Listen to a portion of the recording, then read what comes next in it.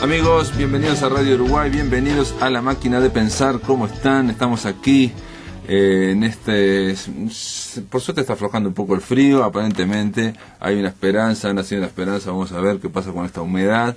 Estamos acá en la Ciudad Vieja, estoy con Nano Prellac en controles de emisión, con el Flaco Germán en la puesta a punto. En esta semana acá en La Máquina de Pensar, que la estamos dedicando a la buceca de poesía, novela y tango. Hoy le toca el turno a la novela. Todo esto porque ustedes saben que este sábado va a haber un combinado de buceca, tango, poesía, un espectáculo con Agustín Lucas y Patricio Hidalgo y bueno, mucha más gente ¿cómo se llama el club? El club se llama, siempre me sale ya gurú, es Guruyú Waston, ahí en Maciel, en la calle Maciel, esquina Buenos Aires. Es ahí, este sábado a las 21 horas, están todos invitados. Pero bueno, en esta semana de buceca le toca el turno a la poesía, a la novela, al primer premio de novela de los concursos nacionales de literatura del MEC 2011, el último premio dado. ¿Cómo le va, Marisa Silva? ¿Qué tal? Un gusto estar aquí. ¿Cómo andás? Muy bien, muy bien. Marisa Silva, Siempre será después, se trata de una novela editada por Alfaguara, salió rápidamente editada después de que ganaste el primer premio de narrativa inédita, en inéditos, en el MEC en 2011, ¿no? Con un jurado de lujo, en realidad, entre ellos está Roberto Prato, Silvia Lago. Roberto Prato dice, entre otras cosas, las razones por las cuales esta novela impacta al lector y lo precipita sin pausas hasta el final, no es tan solo el interés de la historia de Álvaro, sino en el trabajo con que el lenguaje va presentándola. Roberto Prato, bueno, está Silvia Lago, Alicia Migdal, Claudia Pérez, pero Roberto es exquisito del lenguaje y estoy seguro que lo capturó eso, ¿no? Sí. ¿No? Más que por lo visto, sí. Sí, más que no, junto con la historia de esta novela, Siempre será después, está el tratamiento del lenguaje, ¿no? Y yo lo venía pensando hoy para conversar con vos sobre esta novela. De Marisa Silva no digo todos los libros que editaste o los premios que ganaste, digo uno solo, La limpieza es una mentira provisoria, obtuvo ya el primer premio en la Intendencia Municipal de Montevideo, fue editada en el 97 y fue reeditada en el 2005. Pero tiene muchos libros más, apenas 10, Aquellos comunistas, Qué hacer con lo no dicho, en fin, una serie. ¿Vos empezaste con poesía? Yo empecé con poesía, tengo taller de juguetes y un libro que quiero mucho que se llama Las casas son una ilusión necesaria. Y participé hace muchísimos años, en el año 90, en un evento que últimamente se habla poco, que fue Viva la Pepa. Sí. Que éramos 10 poetas y 10 plásticas, con Nancy Bacelo, que fue maravillosa la generosidad de Nancy, en el notariado, estuvieron unos libros hechos por 10 plásticas uruguayas de cada uno de nosotras. Silvia Guerra, Andrea Blanquet. Sí, bueno, es Arte en la Lona y Viva la Pepa, como que fueron los dos eventos más importantes de esa década. Pero de la Fuente. Siempre será después. Yo venía pensando para conversar esta novela con vos, a ver cómo la fuiste trabajando, pero pensaba que a veces las novelas, que lo que tiene la literatura, ¿no? Te pueden impactar de forma distinta, ¿no? Y yo lo leí, me impactó de una forma, pero con todo lo que está ocurriendo ahora en Uruguay, ahora en Montevideo, en estos días, y lo que ocurrió la semana pasada, parece que impacta distinto, ¿no? A ver, les cuento a los amigos de La Máquina de Pensar. Nosotros acá en La Máquina de Pensar, en un momento, hace 2 semanas, le dedicamos toda la semana a la violencia en la educación, a la violencia en la inseguridad ciudadana y a la violencia en ahora se me olvidó, y en la medicina, obviamente, en la medicina, ¿no? Y en su momento yo dije, en esta semana podría entrar la novela de Marisa Silva. ¿Por qué? Porque Siempre será después trata de la violencia, pero una violencia que es la que está golpeando ahora, justo en estas 2 semanas. Adentro de las casas. Que es la violencia doméstica, claro. A mí es una expresión que no me convence, lo de violencia doméstica, por eso siempre digo la violencia familiar, la violencia adentro de las casas, ¿no? No sé por qué la palabra, no tengo demasiado elaborado, pero la palabra doméstica me resulta casi como si fuera, como si amortiguara, si el adjetivo amortiguara el sustantivo. Entonces, parece que se contradicen una cosa con la otra, ¿no? Claro, yo prefiero decir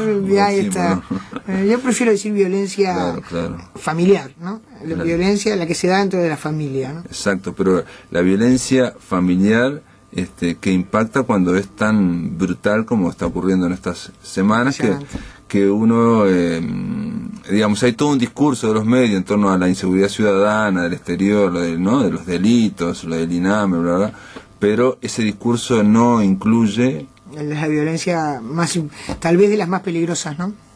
Sí, sí, yo me acuerdo haberlo escuchado hace un par de años a Rafael Paternay, que es que en los últimos años era el delito que más crecía en Uruguay, pero en realidad no era que crecía, crecían las denuncias, no se había denunciado tanto y ahora se empezó a denunciar, claro. Y fue, se disparó. Tal vez se hable menos porque nos involucra a los comunes y corrientes, lo otro es los ladrones y los que no somos ladrones. Claro, Esto es los cualquiera, ¿no? Claro. En todos los barrios, en cualquier clase social. No, pero aparte está adentro. En la familia. Claro. En tu caso, en este caso, esta novela, en un tema tan complejo, porque es un tema muy complejo, ¿no? El tema digamos, de las parejas ¿no? De los maridos golpeadores, en fin, todo esto que antes se tildaba al final como crimen pasional. Sí, terrible, bueno, ¿no? Por suerte superamos eso. Se superó, pero vamos de pasito, pero es una situación tan compleja y sobre todo lo que decías vos, de la misma forma que la violencia ciudadana, digamos, de la seguridad ciudadana, están los buenos, que somos los ciudadanos, y los malos, que son los delincuentes. Acá no, o sea, el discurso es más fácil, digamos, más claro de pensar. Ellos y nosotros. Exacto. Acá somos nosotros. Acá, ¿cómo se hace para narrar eso? Claro. ¿Cómo se hace para narrar eso? Sí, la novela está dada desde el punto de vista del rol de hijo, ¿no? La novela no es sobre la pareja. Claro. Sino sobre la mirada desde un niño y luego ese niño cuando es un joven de 20 años, ¿no? Y bueno, yo entré al tema por ese lado, por el lado de repente de lo que no se llaman víctimas directas, ¿no? Es decir, no de la mujer, sino... Pero de alguna forma, digamos, esta novela trata de las consecuencias de la violencia, las consecuencias. En realidad sentimos las consecuencias de la violencia sin saber cómo era el acto violento hasta que al final es narrado, pero por esta persona que es un eco, digamos, es un dolorosísimo eco, ¿no? Es lo que viene después, es la consecuencia, es lo que queda. Sí. De todas maneras... yo creo que como decías tú es un tema muy complejo y había que, en primer lugar, quiero decir una cosa que es importante, es la novela de ficción, ¿no? Es una novela, es decir, no parte de ningún hecho real. Ninguna de mis novelas tiene ningún anclaje concreto en una historia conocida. Y tiene un denominador común también con mis anteriores novelas, que es que en las 4 el tema es la familia, ¿no? El tema siempre es puertas adentro. Yo no me doy cuenta cuando lo empiezo a escribir, no hay ningún proyecto literario racional, pero es la 4ª novela donde lo que sucede adentro de una casa.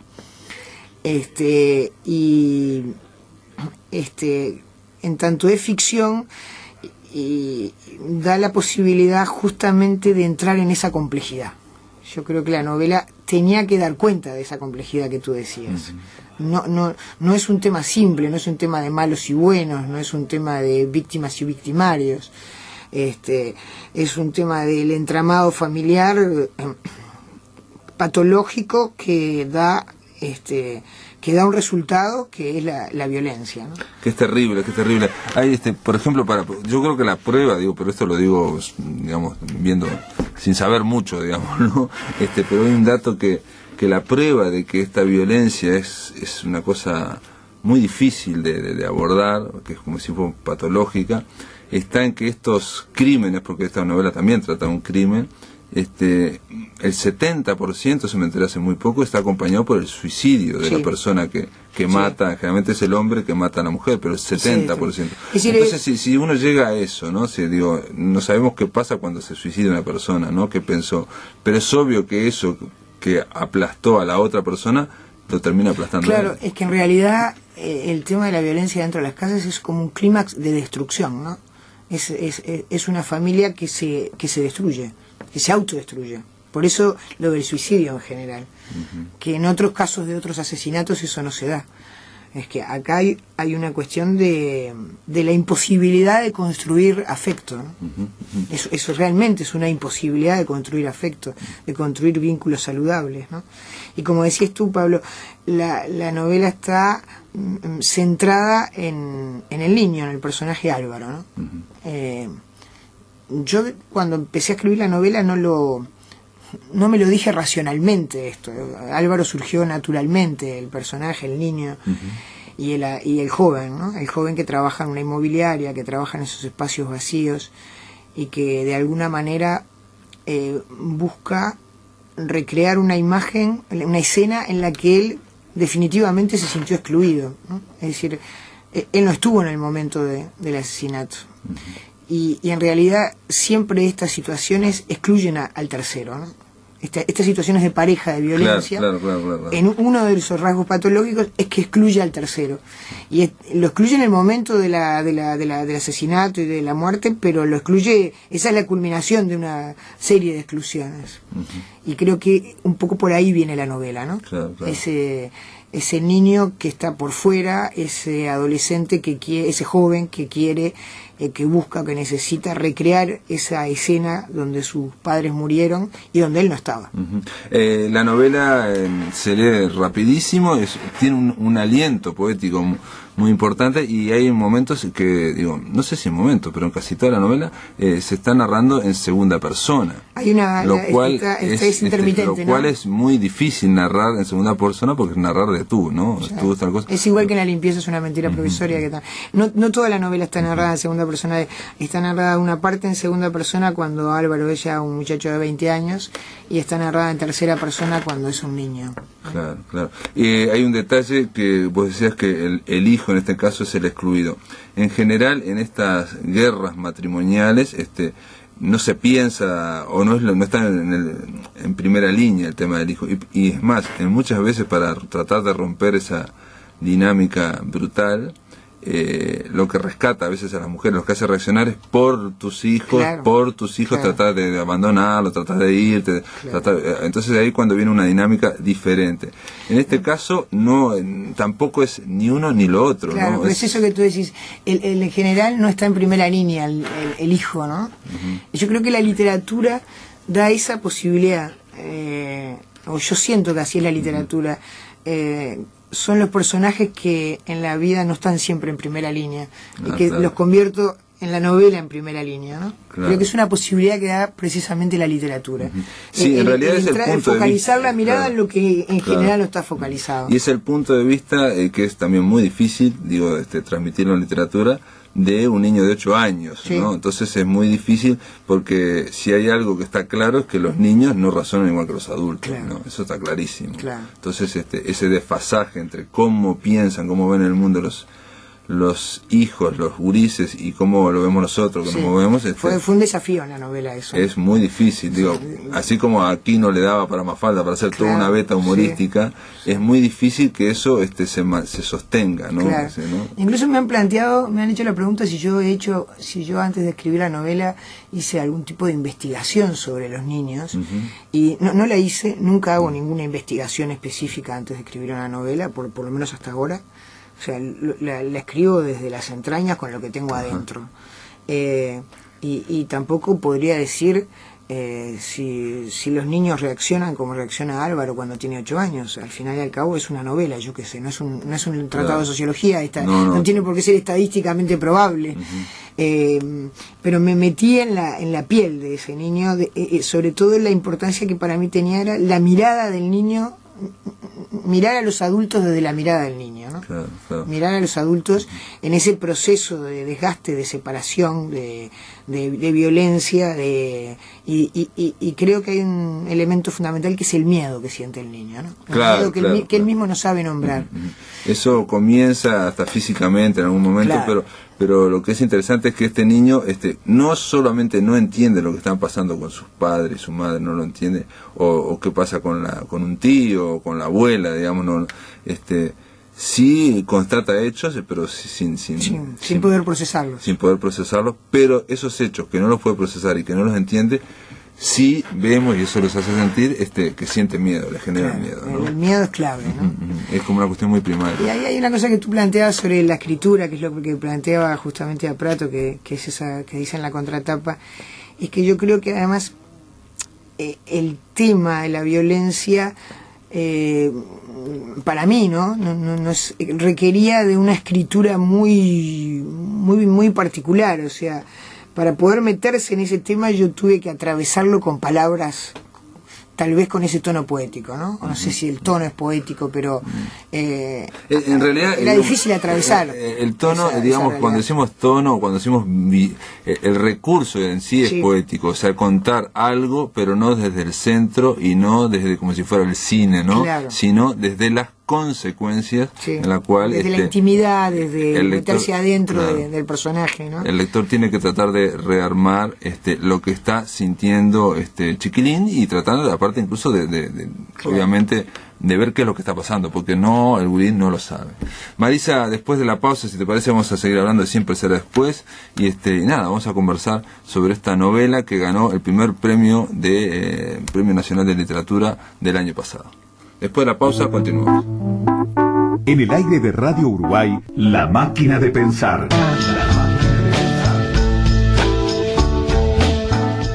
Estamos conversando con Marisa Silva sobre Siempre Será Después. Es una novela que ganó primer premio en el concurso anual de literatura del MEC, del Ministerio de Educación y Cultura, en el 2011.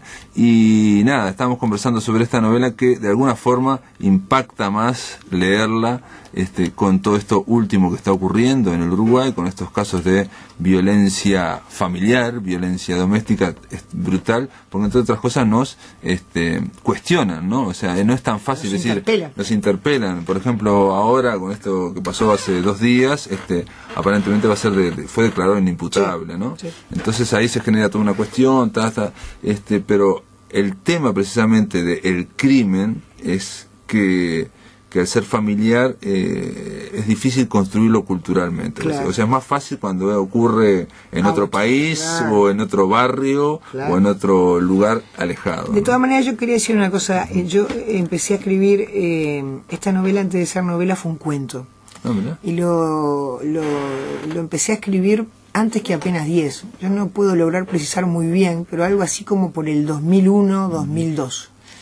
Y ese cuento quedó ahí, inconcluso. En realidad lo había terminado, tenía un final, pero yo no me terminó nunca de convencer como cuento. Incluso alguna vez que después me plantearon publicar algo, me acuerdo en la edición de La Gotera que publicamos, en Alfaguara, en Oficio de Narrar, yo tenía eso ahí y no lo quise terminar de pulir como cuento. Y bueno, ahora hace 2 o 3 años que lo volví a retomar después de Apenas 10 y lo convertí en novela, ¿no?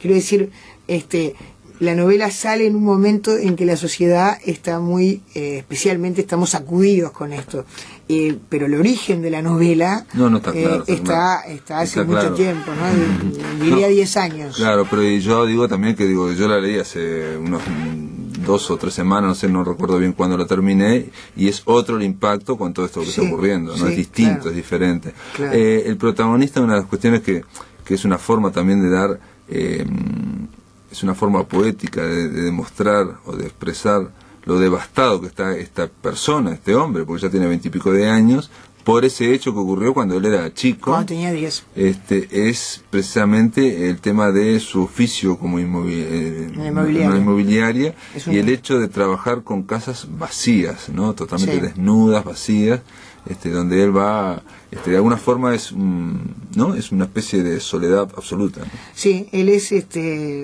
siempre anda con un juego de llaves en la mano porque muestra apartamentos para que la gente los alquile. En general no los vende, sino que trabaja en una inmobiliaria. Y entonces primero trabaja solo y hay en la novela todo un trabajo con los espacios y los espacios vacíos y como una metáfora además del espacio vacío en que se ha convertido su vida, ¿no? Y además me parece que en esos espacios son en algún sentido el espacio de yo no sé si llamarlo de su locura o de su posible locura, ¿no? O en todo caso el espacio donde él escenifica su devastación. Sí, su herida, ¿no? Su herida. Incluso la novela se llama Siempre Será Después porque después de un hecho de esa magnitud, cuando el padre asesina a la madre y luego se suicida, todo lo que le pase después a un ser humano es después de eso. Claro. Aún cuando pueda construir. Podrá construir trabajando aquello que le pasó o no podrá construir, ¿no? La novela tiene un final abierto, ¿no? No sabemos qué le va a ocurrir a Álvaro, si está en el momento de máxima locura, si está en un momento en que se va a suicidar él, o si puede, a partir de ese pozo total en el que cae, lograr poder trabajar, ¿no? Poder trabajarse a sí mismo, poder construir. Pero creo que esos espacios, yo no me lo puedo imaginar, claro, no me lo puedo imaginar a Álvaro haciendo otra cosa de lo que le hace, porque además es naturalmente un hombre solitario, ¿no? Sí, la soledad, y yo te decía fuera de micrófonos que el diseño de la novela, la carátula, es muy coherente con el contenido, con lo que es la novela, ¿no? O sea, estamos viendo solamente un apartamento blanco con puertas abiertas y nada más, digamos, ¿no? O sea, una cuestión vacío, totalmente vacía, ¿no? Claro, también el hecho de que en la novela se trabaje sobre los espacios tiene una cierta línea de continuidad con mi libro de poesía Las casas son una ilusión necesaria, con La limpieza es una mentira provisoria. Es decir, hay como en distintas novelas un trabajo con los espacios, ¿no? Se ve que los espacios me resultan sumamente sugerentes. Claro. Y hay un trabajo, por ejemplo, que a mí me llamó la atención, que es bastante reiterado a lo largo de la novela, con las puertas en concreto, sí. ¿No? El tema de la puerta, que se abre o que se cierra, o que a veces uno no tiene la llave. La puerta como frontera, la puerta como muralla, la puerta como espacio límite para la intimidad, ¿no? Si me dejas, voy a leer un fragmento de esta novela, ¿te parece? Sí, me parece fantástico. Dice, en un momento dice, ¿hay personas al lado del cajón de un asesino? No hay muerte más larga que la de tu madre, que sigue cayéndose y cayéndose hacia atrás porque la bala en su rostro la empuja y no puede mirar por última vez el sol de las 2 de la tarde en la plaza, y no puede tampoco recordarte a vos, y empieza en esta plaza a dejarte solo para siempre, y no fue a las 2 de esa tarde que empezó a dejarte solo, fue antes, mucho antes. Tu soledad, ya lo habías entendido en aquellas interminables noches, empezó en el primer estremecimiento de su miedo. Te dan ganas de patear la puerta, te dan ganas de forzar el picaporte, revisás cada una de las otras llaves, pero no está la del 902. La puerta permanece cerrada como si por ser puerta no fuera capaz de darse cuenta de que existe el tiempo, como si su condición de puerta le imposibilitara entender los deseos de quien, aún sin llave, quiere atravesarla para llegar al otro lado, a un lado donde las puertas no existen. Las puertas cerradas parecen mudas cuando alguien las quiere abrir y no puede.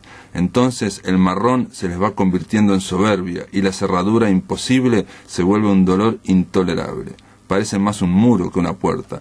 Parecen más una muralla que una puerta. Las puertas cerradas no son puertas. ¿Dónde perdiste la llave del 902?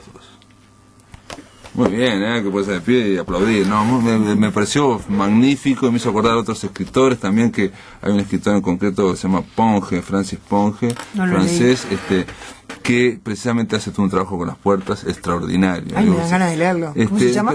Francis Ponge, y lo leí a través de Italo Calvino, precisamente, con un fragmento muy grande donde él analiza el tema de cómo es lo que es abrir una puerta, ¿no?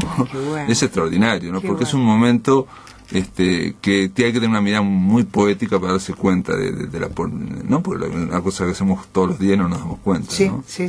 Lo que pasa es que yo creo que a mí me gusta mucho trabajar con eso de que está lo que está todos los días al lado y mirarlo de otra manera, ¿no? Creo que hay algo mío, viste, que cada uno de nosotros los escritores tenemos nuestra, no sé, como nuestra tendencia a algo, ¿no? Casi obsesivamente. Yo creo que tengo esa tendencia, por eso, ¿te acordás? En La limpieza es una mentira provisoria, era una persona en una cocina, ¿no? Y yo creo que tengo como esa tendencia a poder mirar mucho eso, mirar mucho en el sentido, no yo personalmente, sino en la literatura, mirar mucho, ponerle la lupa y agrandar los gestos cotidianos. Claro, ¿no? claro. De congelar la heladera en aquella novela exacto, o abrir la puerta, ¿no? Exacto, que es un recurso poético que, digo, da cuenta de otras cosas, obviamente, no solo de ese hecho cotidiano. Y sobre todo, para terminar un poco, Marisa, esta conversación, y una cosa que me parece importantísima para ahora, en estos momentos que estamos viviendo, que está viviendo la sociedad uruguaya, es que tu novela Siempre será después evita constantemente el peligro que hay, que es de hacer un discurso, digamos, panfletario, en el cual hay una buena sacrificada y hay un tipo terrible, asesino, malo, no sé qué. O sea, lo evita constantemente porque está la mirada del niño, que es el padre y la madre, que quiere tratar de unirlo, ¿no? En realidad, creo, Pablo, que siempre que uno escribe de cualquier tema, se puede caer en lo panfletario o en lo simplificador. Hay temas que no sé por qué siempre se piensa, se insiste más que se puede caer en lo panfletario, pero en realidad en cualquier tema se puede simplificar. Y si hay literatura, es complejidad. Si hay algo que implica el arte, es la complejidad, ¿no? Yo no creo que haya temas más tentadores para simplificar. Creo que en manos de alguien que tiende a simplificar cualquier tema, se vuelve lato, se vuelve superficial, se vuelve blanco-negro, y no digo que sea en mí, pero en manos de otro escritor, la gracia, no sé si la palabra es la gracia, el sentido del arte o el sentido de la literatura es la posibilidad de lo múltiple, de la complejidad, de lo multifactorial. No, y de poder comprender aquello que no se puede comprender a priori, ¿no? Ahí está. Gracias, Marisa Silva, por estar acá en la máquina de... Antes de terminar, quiero decir una cosa, Pablo, déjame decir solo una frase. El otro día estuve en Salto, en la presentación de la novela en Salto, y alguien que estaba en la presentación me dijo con una gran alegría: ahora llega la 1050 Salto. Y quería decirlo porque me pareció importantísimo, ¿no? Que es una radio. Me lo dijo con una alegría. Claro, ahora puedo escuchar todos los programas de AM 1050. Y me parecía que estaba bueno que lo dijera. Está bárbaro. Llevamos también a Paysandú, a Bella Unión, pero sobre todo a Salto. Ahora sí. Sí, por eso. Gracias por estar acá, che. Muchas gracias, Pablo. En el aire de Radio Uruguay, La Máquina de Pensar.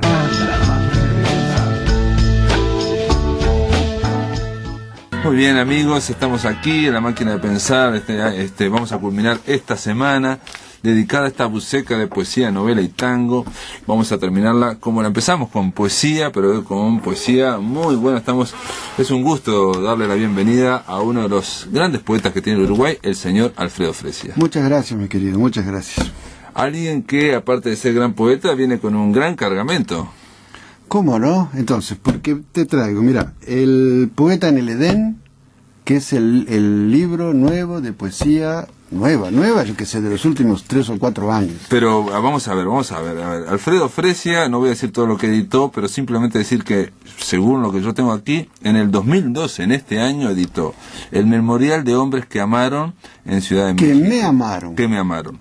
Después Destino, Rúa Aurora, también en México, 2012. Sí. Después Poeta en el Edén, La Cabra Ediciones, en México. Sí. Después El Futuro, Plaquet con diseños de Francisco dos Santos, en San Pablo. Sí. Y aparte de todo esto, Civiles y Letrados, la editorial uruguaya que dirige Luis Pereira, el amigo Luis Pereira, saca Poeta en el Edén. Sí, Poeta en el Edén, que iba a salir junto con la edición mexicana y que la uruguaya se atrasó, de manera que vos tenés la edición. Dos de Poetas en el Edén. Esta es la Poeta en el Edén, hermosa, hecha por Macachín para civiles y letrados.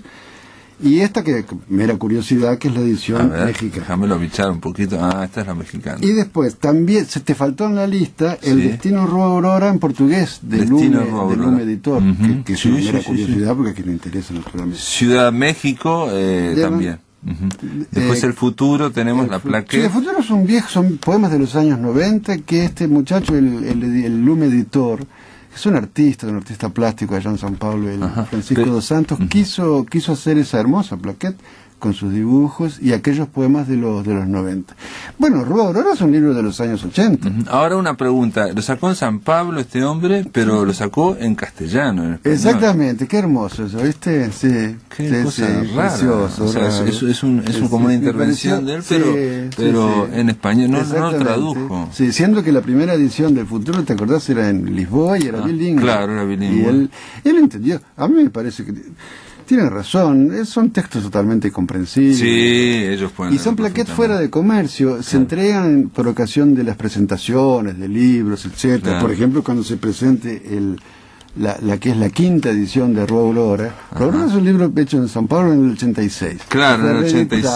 En el 86, después aquí en Montevideo, dentro de Frontera Móvil en los 90, en México. La edición mexicana es esta, que es muy linda.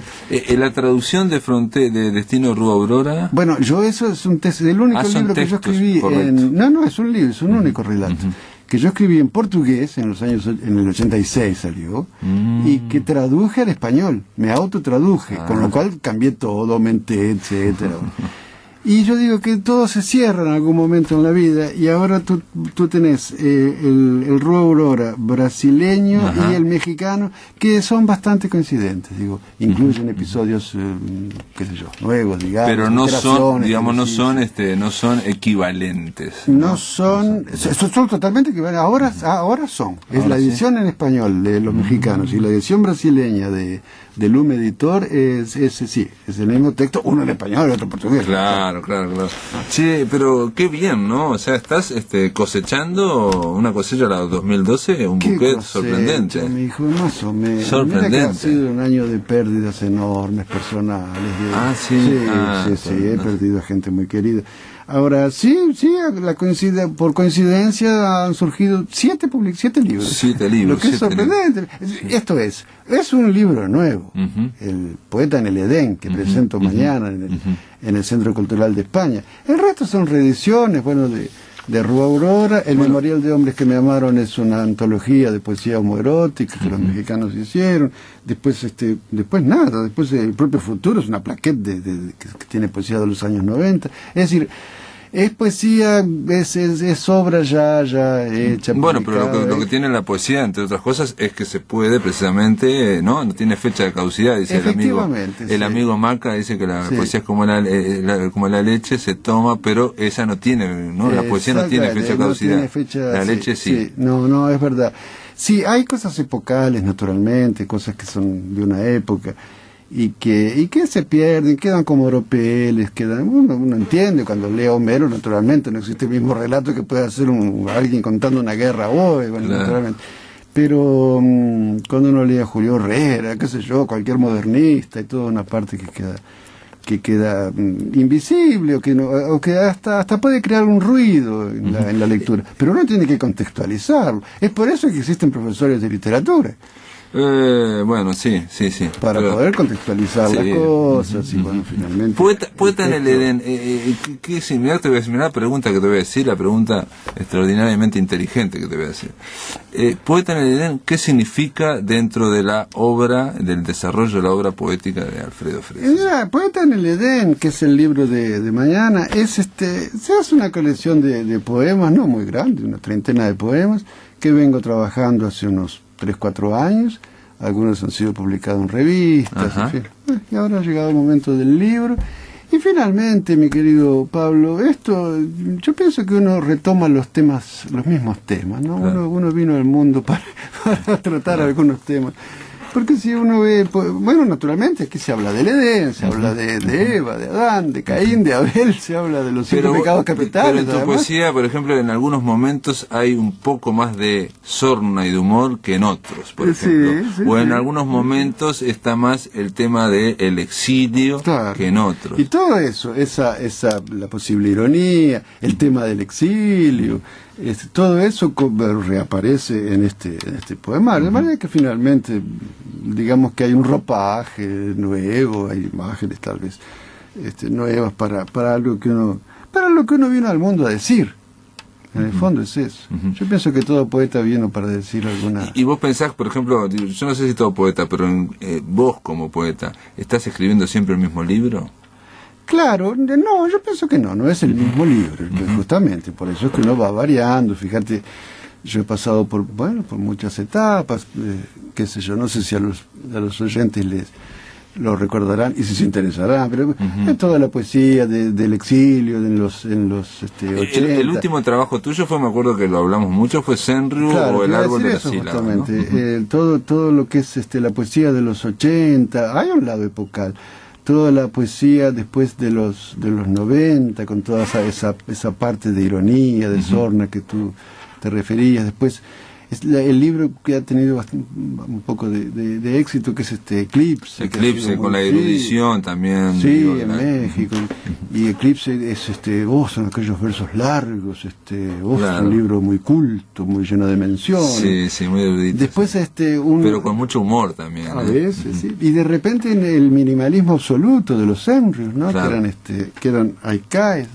Y ahora en el Centro Cultural voy a presentar este libro donde hay, por ejemplo, una experiencia formal que no es de hoy, pero los versos en alejandrinos, en endecasílabos. Estos son cosas que algunos poemas. O sea que pasaste, digamos, de los Senryu a los alejandrinos. No simplifiquemos las cosas así porque sería un error. Pero digamos que aquí tú tienes poesía en versos libres, tú tienes poesía prosa, en prosa. Textos, y tú tienes, pues algunos poemas sí que son escritos efectivamente en alejandrinos y hay bastantes en heptasílabos. Y hay en endecasílabos, sí, sí, cómo no. Y tú sabes que, bueno, para ver si yo invito a los amigos a ir mañana a las 19 horas sí, al Centro Cultural de España se presenta Poeta en el Edén, va a estar Alfredo Fresia, va a estar alguien más. Sí, porque las tapas no estaban prontas, después estaban prontas pero no las pegaban. No, pero llegó un momento que yo le dije a Luis Pereira, el editor, le dije, basta, lo presento yo y se acabó. Claro. Entonces Luis dice unas palabras, yo digo otras, después leo unos poemas y el placer de rever a los amigos.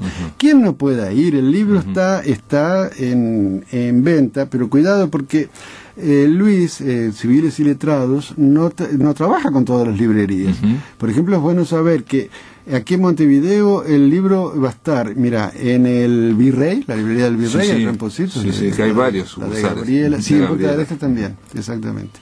En La Lupa, de aquí de Bacacay, en el Aleph de Bartolomé Mitre, en Moebius, que es por aquí cerca de las Colleras, por Sarandí, por la calle Sarandí, a 3 cuadras de la radio. Y después en Maldonado, en el Libros del Duende, el Virrey de Punta del Este también, por supuesto, en Libros de Maldonado, y en Jazz Café, donde también habrá la presentación la semana que viene. Vas a presentar. Solo que Luis no sabe, en Maldonado, pero Luis no sabe si va a ser el miércoles o el jueves, con lo cual no puedo orientar. No te preocupes porque Luis va a organizar algo sobre el pucho. Y en Buenos Aires, si alguien nos está oyendo, lo pueden conseguir este poemario en Otra Lluvia, en la librería de allá de Almagro, que se llama Otra Lluvia. No tengo el gusto. Y así son las cosas, mi querido amigo. Poeta en el Edén. ¿Es posible que nos leas algo de Poeta en el Edén para que sepamos cómo es el último Fresia? Con gran placer. El que se va a presentar mañana, viernes a las 19 horas. Con gran placer, pues no sé, ¿qué quieres que te lea? Tú eliges. Lo que vos quieras, es que yo no lo leí. No he tenido el placer de... ¿El prólogo quién lo hace? El prólogo lo hace Hernán Bravo Varela. Que es este editor. Hernán Bravo Varela es un fino poeta y traductor mexicano que dirige la Casa del Poeta allá en Álvaro Obregón y que hizo ese finísimo texto. A ver, me gustó el título, El gato de Platón. El gato de Platón, que es un recuerdo para mi gatito Hipólito. Muy bien. Tenemos tiempo, tranquilo, nos quedan como 4 o 5 minutos. Un gato contiene en sí a todos los gatos, cuando salta hacia la gracia secreta de un gato de Platón. Entre el gato y su bigote se engendró el acrobático oráculo del brinco, y ahora danza colgado del susto de ser todavía gato y no la pura idea que giran la pirueta de todos los gatos que contiene un gato. Muy bien, muy borgiano también, ¿eh? Sí, es un scherzo. No, me gustó. Bueno, este puedo leer, qué sé yo, el del aburrimiento, porque Dale. si hay alguna escucha que está aburrido de oírlo, Bien, a ya ver qué dice se el poeta siente sobre el comprendido. aburrimiento. Bueno, bárbaro. Ya es el que viene después, seguimos el orden. Son heptasílabos, mira, tú que te interesas en la forma, son heptasílabos. Una vez más el día en este bajo mundo, me aburro en el jardín, nadé en los 4 ríos, me limo con esmero las uñas de los pies, tengo mala salud y he sido mal amante, soy muy mediano en versos, nunca entré en el Edén, ni en las antologías uruguayas al menos. Para pasar el tiempo puedo hablar de dolencias, mi carnet de salud es de los 20 años, altura 1,90, peso 70 kilos. La foto en blanco y negro es de un muchacho díscolo. Siempre me voy de tema cuando hablo del amor. Los hombres que me amaron, con excepción de uno, no tuvieron glamour ni dejaron recuerdos de mayor importancia. Yo mismo, digo yo, de los muchos que fui, no quedará uno solo. Una vez más el día en este bajo mundo. Me aburro en el jardín, nadé en los 4 ríos. Soy solo pensamiento, perdido en un jardín que sueña ser Edén. Sé que un mono me observa, está sobre una rama, es eterno calculo, y mientras yo me aburro. Muy bien, muy lindo ese verso, el de yo que fui otros, ese está muy bien, me gustó mucho. Muy bien, ¿te gustan los pecados capitales? A ver, pecado capital. Bueno, pues la lujuria para un poco para despedirnos. ¿Para despedirnos? Sí, bueno. Bueno, después igual si podemos grabar, pues grabamos y... Pues que sea la lujuria, que son los alejandrinos que tanto te gustan. Bien, vamos con los lujuriosos. A ver, la chair est triste, hélas, pero ¿y la fantasía?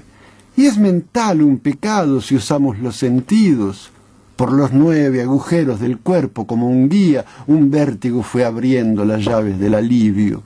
No es el apelo mudo de la especie en el tiempo, que nos habla de lejos como de un deber último. Ese goce no tiene ni locura ni exceso, es el Dios de los hijos, el secreto del mundo. A ti, vieja lujuria, te cometí tan poco y tanto algunas veces. Fui más allá del sexo. Hubo hombres que me amaron y el amor no es vicioso, pero a ti te entregué la otra faz del deseo, donde se desvanecen actos contra naturam, cuando yo me perdía en las nalgas de Eros, y hoy palpo en tus palabras concupiscencia impúdica, y mi vicio más íntimo acaba en desenfreno. Muy bien, Alfredo Fresia, mañana vas a presentar, lo decimos por última vez para los amigos que quieran ir a verte y a ver, compartir con vos, porque es alguien que vivís en San Pablo, no siempre se puede ver, puede estar cerca uno de Alfredo Fresia.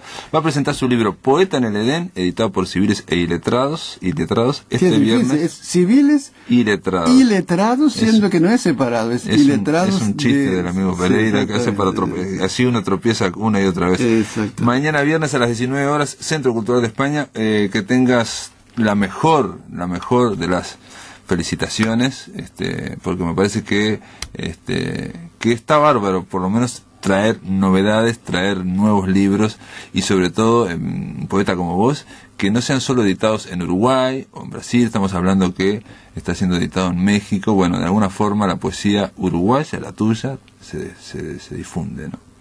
Muchas gracias, mi querido. Un abrazo para todos los oyentes. Amigos, se terminó la semana aquí en La Máquina de Pensar. El lunes continuamos aquí por Radio Uruguay.